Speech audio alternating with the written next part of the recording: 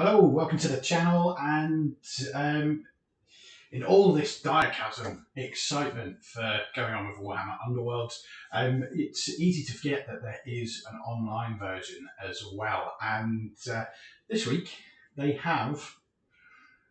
updated the game with some new rules, and it looks like now, probably more than ever, is a great time to get involved with Warhammer Underworlds Online.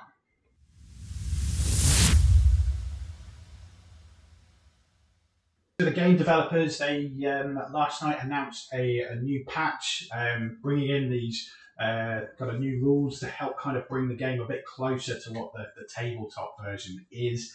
And there's some really great additions there, which I think are really going to help kind of push the game forward and bring people either back to the game who were playing it before, or people who were a bit standoffish because it was too far away from what the tabletop version was. So these are going to be my kind of hot takes from that new patch announcement. And the first one, obviously, is the rule changes that they have announced. First of all, guard tokens are now the same as in tabletop. So when you have a guard token, you cannot be driven back. It's a rule that really has kind of changed the way that the game is played on tabletop, and I think it's going to do exactly the same for the online version too. A nice and a welcome addition. The roll-off now is how it should be, where the winner gets to choose which board, whether they want to give the board decision to the opponent or whether they want to keep it so they can control the objectives. The amount of times I've won the board off and not wanted to be in the position where I'm choosing the boards. Again, it just brings the game into a position where it is the same as the tabletop. Hopefully, this means that we're going to be getting a best of 3 option in the future. It is something that we all want, so please give us a best of 3 option. Lethal hexes are now being added into the game as a little extra to add on to the setup phase. I don't think there's any boards that automatically have them, but we're kind of skipping ahead a little bit, which is something that they've done kind of throughout their production of the online game, where they've taken some bits from NightVault and brought them into the game early, such as magic and such as the Thorns of the Briar Queen. I think that bringing the lethal hexes in now is a great decision. And then another thing that they brought in early is super actions. So charging and scything are classed as super actions when it comes to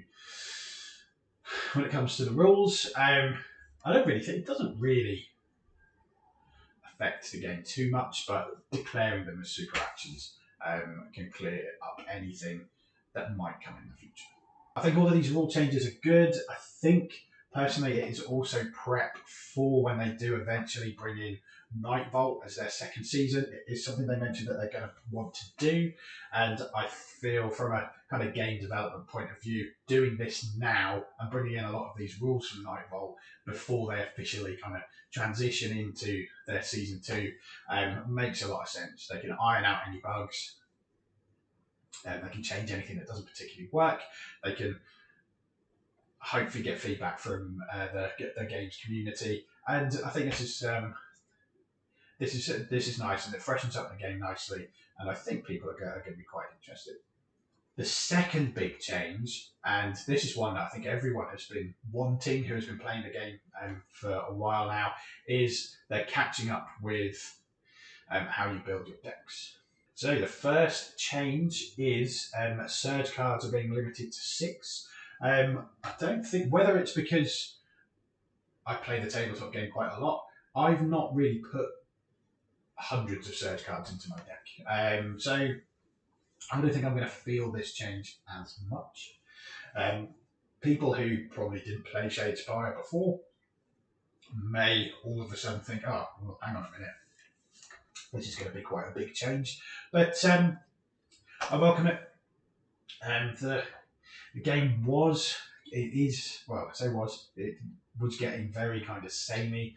You kind of expect to see what was going to be in people's decks, which is why the next change I think is very fundamental into kind of helping it grow and attracting more players into the game.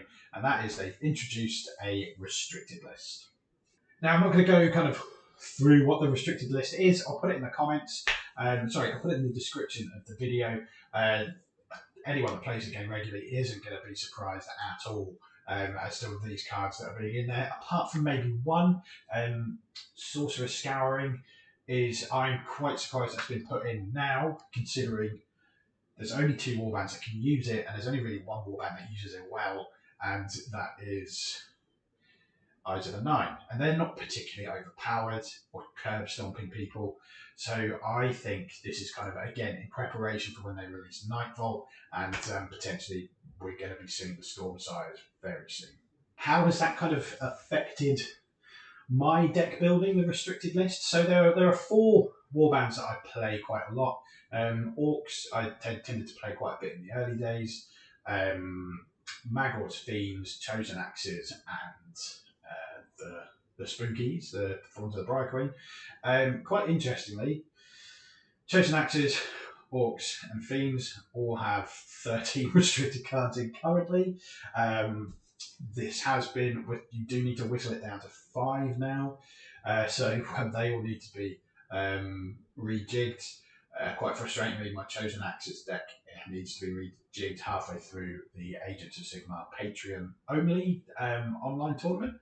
And luckily, I've already got through the group stage, but I now need to rejig my deck entirely, and I'm not totally sure whether the Chosen Axes are now in a good place because of it, because it's a lot of those aggro type cards which you kind of need in that deck to make them work are now restricted. Interestingly, my Thorns of the Briar Queen deck has only 6 restricted cards in there. They have restricted Sudden Appearance. They are the only warband that has one of their own cards as being restricted, but then I only need to take 1 card out, and I think the spooks for the next kind of few weeks while people figure out the kind of puzzle of deck building again, they're going to be quite strong, and I think you're going to be seeing a lot of people playing them. Hopefully, with NightVault possibly around the corner, there's lots of new stuff that's going to be coming into the game, new universal cards. I think they're going to be bringing in 2 war bands when they do that transition as well, pretty certain they said. So hopefully,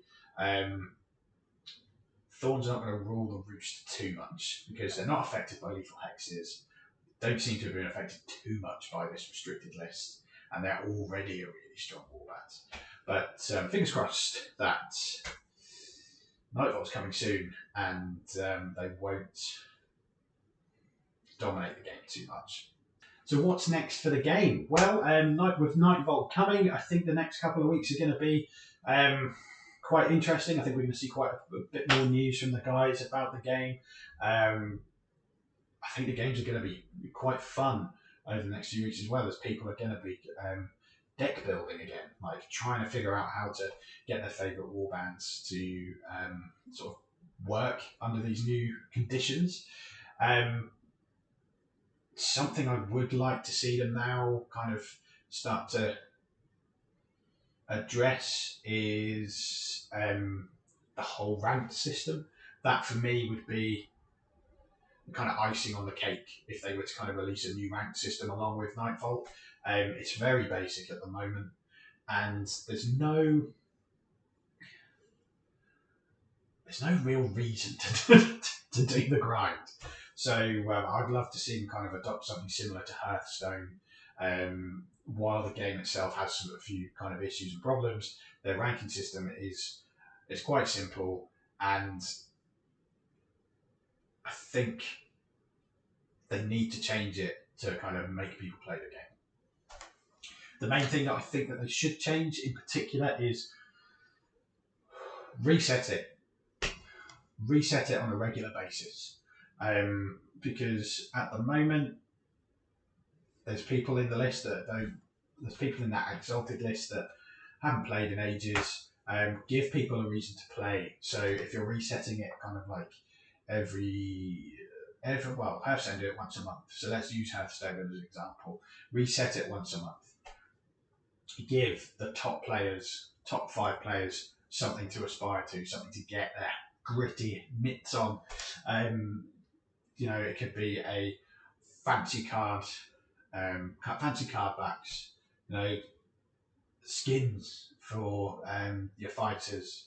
So if you're the top Stormcast fighter that month, you get a special skin. If you're the best, if you're Reach Exalted and you're in the top 5 Exalted, you get a fancy card back. Don't underestimate how much people want that exclusive little thing on their account, whether it's a skin, a card back, a title, a profile picture. Give people a reason to do that kind of daily grind. Because at the moment,